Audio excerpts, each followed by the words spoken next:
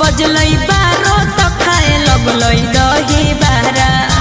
कोई से बढ़ल गौ तोरा पलंग पर पहाड़ा। हे रे जब बजलई बारो त खाए लगलई दही बारा।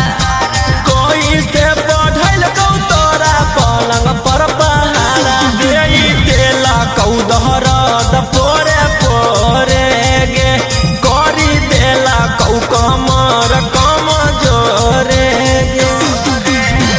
मुनी के मुहवा उहवा नाही लो जइलई सबे चाट ले लके। ढोढ़ी में दाँते काट ले लके। ढोढ़ी में दाँते काट ले लके।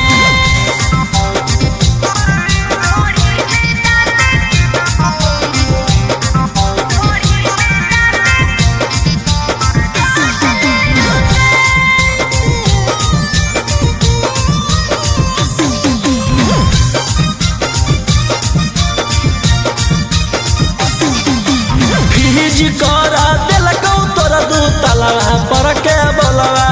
अरे और थिंग साटा के मजा लेल कहे गोरे ललवा। भीज कर